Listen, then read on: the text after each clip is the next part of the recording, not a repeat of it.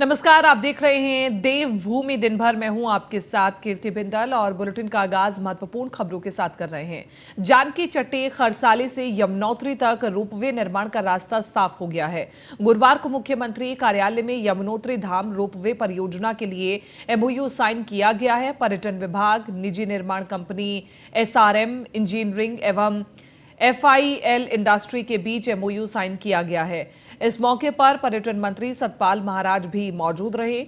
यमुनोत्री धाम ropeway की लंबाई 3.38 kilometre होगी, जो कि 167 करोड़ की अनुमानित लागत से बनकर तैयार होगा। इस रोपवे परियोजना का निर्माण यूरोपीय मानकों के अनुसार फ्रांस और स्विट्जरलैंड की तर्ज पर किया जाएगा, जिसकी क्षमता 500 व्यक्ति प्रति घंटा है। रोपवे का लोअर टर्मिनल पॉइंट करसाली में 1.787 हेक्टेयर भूमि पर बनाया जाएगा, जबकि अपर टर्मिनल 0.99 हेक्टेयर भूमि पर बनाया यमुनोत्री धाम में बनाया जाएगा। एमओयू साइन होने के बाद मुख्यमंत्री पुष्कर सिंह धामी ने कहा कि इस परियोजना के पूर्ण होने के बाद यमुनोत्री धाम अपने शीतकालीन स्थल खरसाली से जुड़ जाएगा और इस रोपवे परियोजना के बनने के बाद श्रद्धालुओं को यमुनोत्री धाम के दर्शन करने में भी आसानी होगी। अभी पैदल मार्ग से यमुनोत्री धाम पहुंचने के लिए श्रद्धालुओं को 2 से 3 घंटे का समय लग जाता है। रोपवे बन जाने के बाद मात्र 15 से 20 मिनट में श्रद्धालु यमुनोत्री धाम पहुंच जाएंगे। यमुनोत्री धाम को रोपवे से जोड़ने के साथ ही पार्किंग, आवासीय व्यवस्था, रेस्टोरेंट के निर्माण भी प्रस्तावित है। आपको बता दें कि चारधाम यात्रा का पहला पड़ाव यमुनोत्री धाम होता है और मंदिर तक जाने वाले रास्ते पर चढ़ाई कठिन होती है। समुद्र तल से करीब 3,291 मीटर की ऊंचाई पर बने यमुनोत्री मंदिर तक पहुंचने के लिए पैदल ही जाना पड़ता है और 5 किलोमीटर की चढ़ाई में करीब 5 घंटे लग जाते हैं। धाम हमारा विश्व प्रसिद्ध धाम है और वहाँ पर प्रत्येक वर्ष यात्रियों की बड़ी संख्या आती है, श्रद्धालुओं की बड़ी संख्या आती है। अभी तक यमुनोत्री की जो यात्रा है वो कठिन 5 किलोमीटर से अधिक की कठिन चढ़ाई वाली यात्रा है। उसमें वृद्ध लोगों को, अस्वस्थ लोगों को उस यात्रा में काफ़ी परेशानियों का भी सामना करना पड़ता था। अब रोपवे का अब जिस प्रकार से आज एमओयू हुआ है, आगे चलकर जल्दी ही उसका शिलान्यास होकर काम प्रारंभ हो जाएगा। इसके बन जाने के बाद ये यात्रा बहुत सरल हो जाएगी और आसान हो जाएगी और मुश्किल से आधे घंटे के अंदर यात्रा संपन्न। हमारे पास जो लोगों ने पंजीकरण कराया है, क्योंकि पंजीकरण ऑनलाइन पंजीकरण हो रहा है और आपके ऐप के माध्यम से पंजीकरण हो रहा है, ऑन कॉल पंजीकरण हो रहा है और पहली बार व्हाट्सएप के ज़रिए भी पंजीकरण हो रहा है। और अभी हमारे ये 22 फरवरी तक 3 करोड़ से अधिक रुपए की हमारी बुकिंग हो चुकी है GNVN के अंदर और 64,939 जो है हमारे जो यात्री जो हैं उनका पंजीकरण हमने बद्रीनाथ केदारनाथ में किया है। पुष्कर सिंह धामी ने जोशीमठ संकट पर हो रही राजनीति पर चिंता व्यक्त करते हुए कहा है कि मैं सभी को आमंत्रित करता हूं कि लोग चारधाम यात्रा पर आएं और दर्शन करें। बता दें कि कांग्रेस नेता राहुल गांधी ने जोशीमठ संकट पर सरकार को घेरते हुए कहा था कि वो जल्द ही जोशीमठ आ रहे हैं। हालांकि अभी तक राहुल गांधी जोशीमठ नहीं पहुंचे हैं। जोशीमठ के नाम पर, इस प्रकार की आपदाओं के नाम पर कोई राजनीति नहीं होनी चाहिए और चारधाम यात्रा हमारी प्रारंभ हो रही है। हम सभी से, सभी श्रद्धालुओं से, सभी आस्थावान लोगों से सबको निमंत्रण करते हैं कि वो आएँ, चारधाम यात्रा में आएँ और दर्शन करें, पूजन करें, देवभूमि का दर्शन करें। जोशी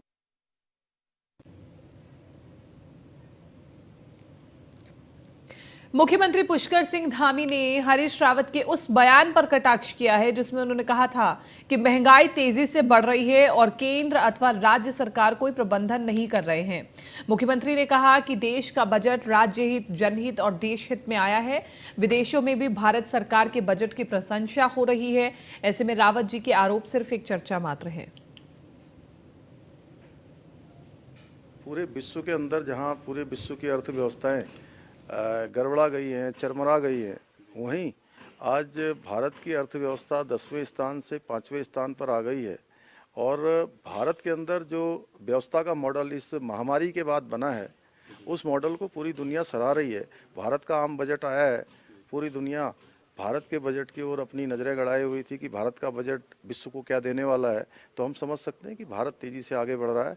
माननीय प्रधानमंत्री मोदी जी का जो एक भारत श्रेष्ठ भारत का संकल्प है, वह बहुत तेज़ी से आगे। उत्तराखंड में बीजेपी नेताओं को जल्द मिलेंगे दायित्व वितरण को लेकर के शुक्रवार को होगी अहम बैठक। प्रदेश प्रभारी, सीएम और प्रदेश अध्यक्ष की बैठक में होगी चर्चा। चरणवार जारी होगी दायित्वों की सूची। पहले वरिष्ठ कार्यकर्ताओं को मिलेगा मौका। तो प्रदेश प्रभारी, सीएम और प्रदेश अध्यक्ष की बैठक में ये महत्वपूर्ण चर्चा होगी। चरणवार दायित्वों की सूची भी जारी की जाएगी और पहले वरिष्ठ कार्यकर्ताओं को मौका मिलेगा। उसके बाद युवाओं को भी प्रशिक्षण दिया जाएगा। उत्तराखंड में बीजेपी नेताओं को जल्द ही कई महत्वपूर्ण दायित्व मिलने वाले हैं। सरकार में हम अपने कार्यकर्ताओं का नाम भेजते हैं, जिनको भिन्न भिन्न निगमों में दायित्व दिया जाता है। उस दृष्टि से चरणबद्ध तरीके हम इसलिए मैं कह रहा हूँ कि पहले हमारे वरिष्ठ कार्यकर्ता, जिन कार्यकर्ताओं ने संगठन में बहुत महत्वपूर्ण स्थान पर रहे हैं, ऐसे कार्यकर्ताओं की सूची अब माननीय मुख्यमंत्री को देंगे, आग्रह करेगी। प्रथम दृष्टा पहली सूची में कार्यकर्ता स्थान मिले। इसके साथ ऐसे ही कार्यकर्ता जो पिछली बार विधायक थे, हम उनको चुनाव नहीं लड़ा पाए, उनकी सहमति के आधार पर चीज़ें तय हुई, ऐसे कार्यकर्ताओं की भी अपेक्षा रहती है कि संगठन को दायित्व मिले। कुछ संगठन में आए, कुछ सरकार में भी जाएंगे। इसके बाद हमारे अनेकों ऐसे दायित्व हैं जो कार्यकर्ता की योग्यता के आधार पर मुख्यमंत्री देंगे, वो सूची हम निकालेंगे। लगभग मुझे 2-3 चरणों में सूचियाँ आएंगी। उत्तराखंड सरकार द्वारा नकल विरोधी कानून बनाए जाने के बाद बीजेपी नेता इसे बड़ी उपलब्धि मान रहे हैं। उत्तराखंड बीजेपी के पूर्व उपाध्यक्ष देवेंद्र भसीन ने हरिद्वार बीजेपी के जिला कार्यालय में प्रेस कॉन्फ्रेंस कर नकल विरोधी कानून को देश का सबसे मजबूत कानून बताया। उन्होंने कहा कि सीएम धामी ने नकल विरोधी कानून बनाकर सरकारी भर्तियों की तैयारी करने वाले युवाओं को एक सुरक्षा कवच प्रदान किया है और वही कांग्रेस पर निशाना साधते हुए आरोप लगाया कि उत्तराखंड में मुद्दा विहीन कांग्रेस पार्टी के लोग अराजकता फैलाने का काम कर रहे हैं।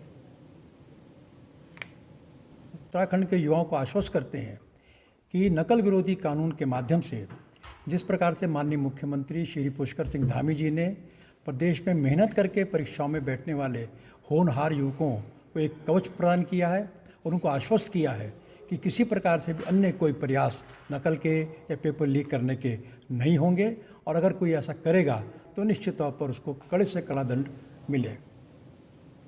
उत्तराखंड लोक सेवा आयोग के पीसीएस मेंस के एग्जाम शुरू हो गए हैं। पीसीएस मुख्य परीक्षा 23 से 26 फरवरी के बीच होगी और प्रदेश में 16 केंद्रों पर पीसीएस मेंस की परीक्षा हो रही है और परीक्षा के दौरान एग्जाम सेंटर के पास धारा 144 लागू की गई है और छात्रों को कड़ी चेकिंग के बाद ही परीक्षा हॉल में प्रवेश दिया जाएगा।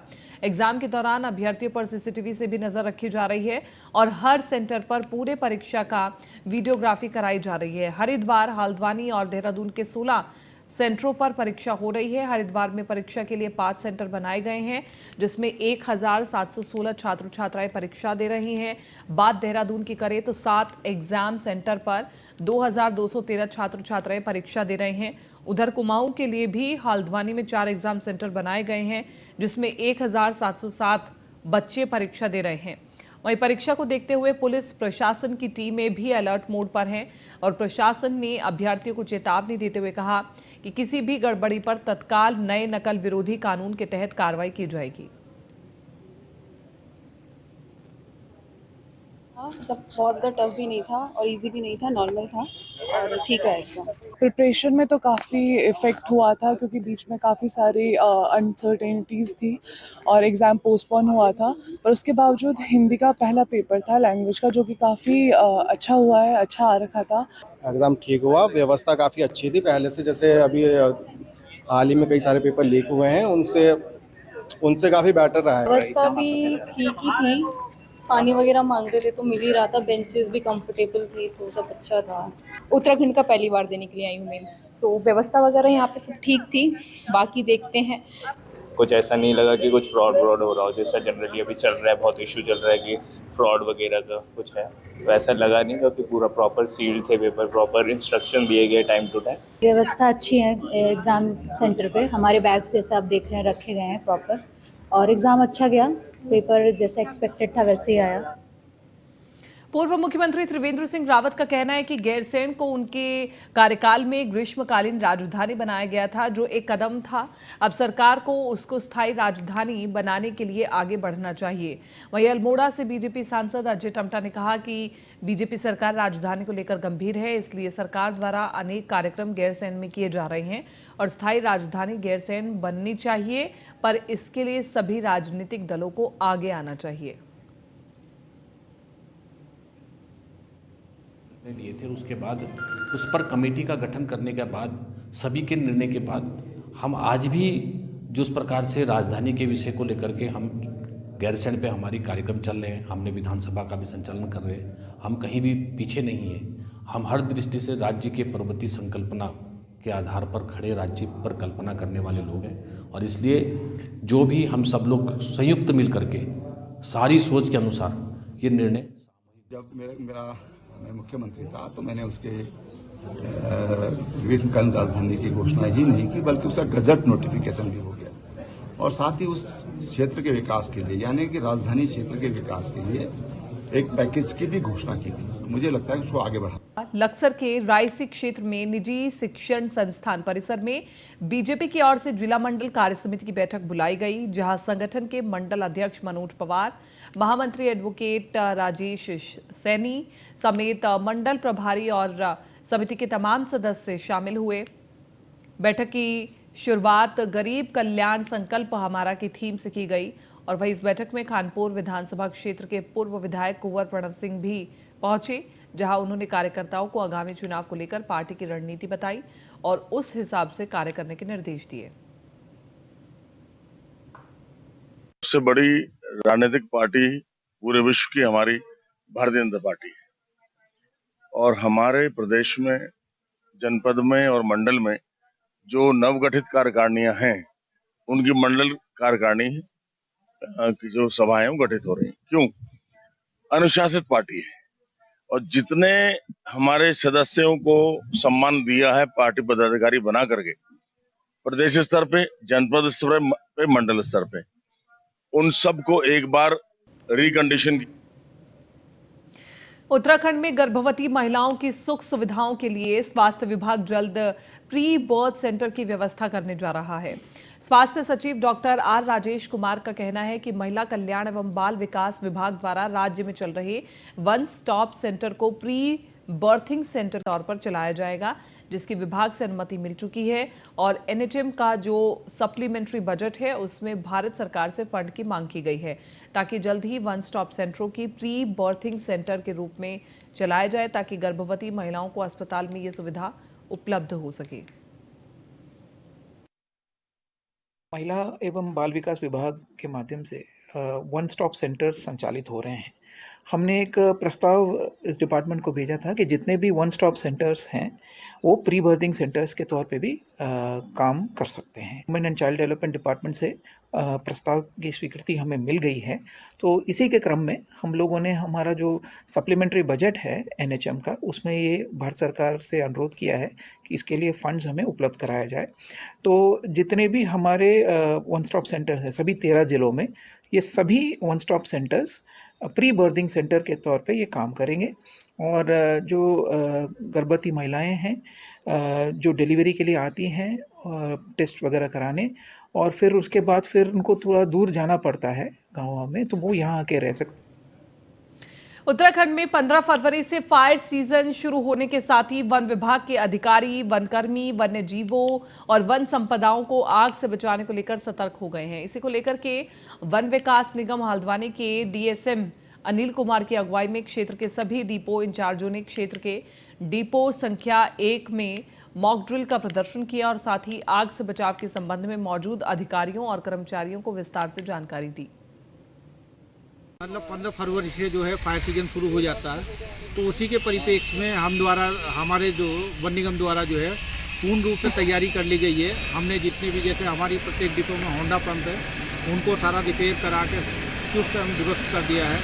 वही हमारे पास जितने भी फायर सिलेंडर वगैरह हैं उनको सबको हमारे द्वारा बढ़वा दिया गया है। हम जो है पूर्ण रूप से तैयार हैं। भगवान न करे अगर जो कहीं भी किसी प्रकार की अगर जो कहीं वो होती, कोई घटना घटती है, तो उसके लिए हमारी सारी तैयारी पूर्ण कर रखी है। मतलब जल्द ही टिहरी शहर वाटर एडवेंचर स्पोर्ट्स का हब बनने जा रहा है। दरअसल टिहरी बांध की झील के आसपास के क्षेत्रों में बोटिंग पॉइंट बनाए जाएंगे, जिससे यहां के लोगों के साथ ही बाहर से आने वाले पर्यटकों को भी इसका फायदा मिलेगा। आपको बता दें कि इसके लिए प्रशासन ने अपनी तैयारी शुरू कर दी है। हालांकि इस योजना के लिए शासन को प्रस्ताव भेजा गया है ताकि कार्य को जल्द से जल्द शुरू किया जा सके और लोगों की मांग को देखते हुए टिहरी बांध की झील के आसपास बोटिंग पॉइंट बनाया जाए। वहीं इसे लेकर के जिलाधिकारी डॉक्टर सौरभ गहरवार का कहना है कि झील के आसपास बोटिंग पॉइंट बनने से लोगों को रोजगार मिल पाएगा। कहाँ पर हम इसको और हम जेटीज़ का हम कर सकते हैं, जिससे टिहरी झील के आसपास में रोज़गार और बढ़ सके।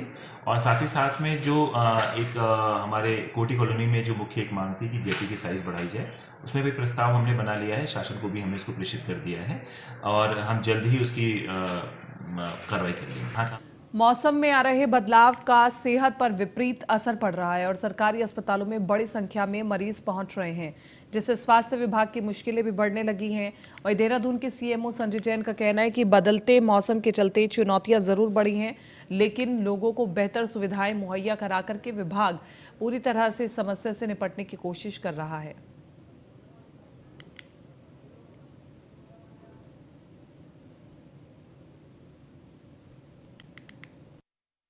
में अलग से बहुत ज़्यादा कुछ ऐसी बीमारियों का प्रकोप जो बहुत ज़्यादा नहीं रहता है। थोड़ा मानसून सेशन में तो जरूर बीमारियां हमारी बढ़ जाती हैं, लेकिन गर्मियों में भी हीट स्ट्रोक और अन्य बीमारी जो होती है उसके लिए हमने सभी अस्पतालों को अलर्ट मोड पर रखा हुआ है।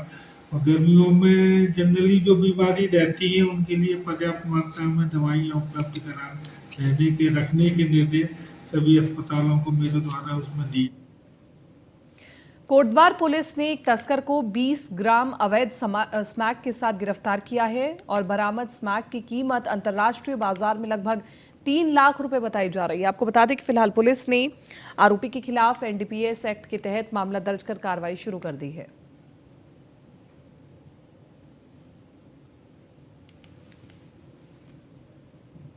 इन दिनों स्ट्रीट लाइट का काम देख रही एनर्जी एफिशिएंसी सर्विसेज कंपनी नगर निगम के लिए सिरदर्द बनी हुई है। दरअसल इस कंपनी को नगर निगम ने पूरे शहर की स्ट्रीट लाइट का ठेका दिया हुआ है, लेकिन शहर के ज्यादातर हिस्सों में कंपनी की ओर से लगाई गई लाइटें खराब पड़ी हैं। इसे लेकर मेयर और नगर आयुक्त कई बार कंपनी के अधिकारी को व्यवस्था सुधारने के निर्देश दे चुके हैं, लेकिन कंपनी सुनने को तैयार नहीं है, जिसे लेकर अब मेयर ने कमेटी बनाकर जांच के निर्देश दिए हैं। टेंडर तो जो है वो है, लेकिन जो ईएसएल की जो शिकायतें आ रही हैं और शिकायतों का वो समाधान नहीं कर रहे हैं, उनकी लाइटें तुरंत खराब हो जा रही हैं। इसके लिए हमने एक जांच कराई है। मैंने कुछ उनके सैंपल अभी जांच के लिए भेजे हैं और उसमें अगर सैंपलों में जो मानक के हिसाब से उसमें कमी पाई जाएगी तो निश्चित रूप से उन पे कार्रवाई भी की जाएगी और जो उनको भुगतान किए गए हैं उसमें भी कटौती की जाएगी और अगर वो नहीं माने तो उनको ब्लैक लिस्टेड भी किया जाएगा। टेंडर ऋषिकेश कोतवाली पुलिस ने चंद्रभागा पुल के नीचे सट्टा लगा रहे एक युवक को दबोचा है, जिसके कब्जे से पुलिस ने सट्टे की पर्ची, एक पेन और 5600 रुपए नगद बरामद किए। सट्टा लगाने वाले युवक की पहचान ललन प्रसाद निवासी चंद्रशेखर के रूप में हुई है, जिसके खिलाफ पुलिस ने मुकदमा दर्ज कर लिया है।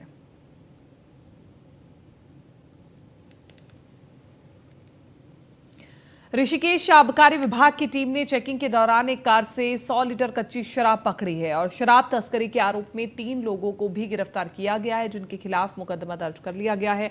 पूछताछ के बाद आरोपियों को न्यायालय में पेश करने के बाद जेल भेज दिया गया है।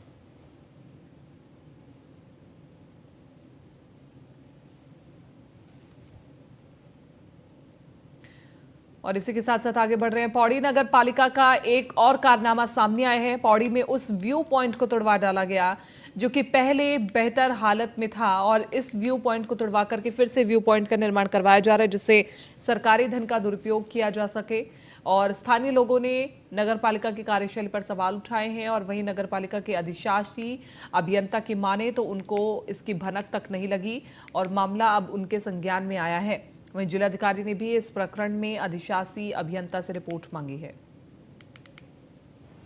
खंड की सड़क पर नगर पालिका के द्वारा ऐसा किसी भी निर्माण कार्य किया नहीं जा सकता है। लेकिन शहर हित में लोगों के लिए अगर व्यू पॉइंट बनाया भी गया तो ये सराहनीय था। लेकिन जिस तरह से व्यू पॉइंट जो कि एक अच्छी खासी स्थिति में था, लोग उसका आनंद ले रहे थे, उसको तोड़ने के बाद दूसरा व्यू पॉइंट वहाँ पर बनाया जा रहा है और जो व्यू पॉइंट है उस पर जनता के पैसे की बर्बादी साफ तौर पर देखी जा रही है। तो निश्चित तौर पर ये नगर पालिका अध्यक्ष की जो मनमानी है उससे पूरा शहर परेशान है और साथ ही साथ जनता के पैसों की जो बर्बादी और बंदरबाट जो चल रहा है पूरा खेल, ये कमीशन का पूरा जो खेल है, इसमें सरकार को जरूर ठोस कदम उठाने चाहिए और नगर पालिका अध्यक्ष के ऊपर जरूर इसको लेकर कार्रवाई। देखिए, इसके बारे में अभी सुबह ही मुझे जानकारी मिली है और मेरे द्वारा जो संबंधित अधिकारी है उनसे इसमें रिपोर्ट तलब की गई है और इसमें जो भी नियमानुसार कार्रवाई की जाएगी। इसके बाद क्या वहाँ पे कार्य चल रहा है, पहले क्या कार्य हुआ है, कितनी उसकी लागत थी और अब क्या कार्य चल रहा है, इस प्रकार पूरी विस्तृत जांच रिपोर्ट आएगी। उसके बाद जो भी आवश्यक कार्रवाई होगी वो की जाएगी। इस प्रकरण में जो अभी वीडियो मेरे संज्ञान में लाया गया है, इस क्रम में ईओ नगर पालिका से पूरे प्रकरण पर एक स्पष्ट रिपोर्ट प्राप्त की जाएगी और यदि कोई अनियमितता की संभावना है तो आवश्यक कार्रवाई भी की जाएगी। फिलहाल इस बुलेटिन में मेरे साथ इतना ही। दीजिए इजाजत। नमस्कार।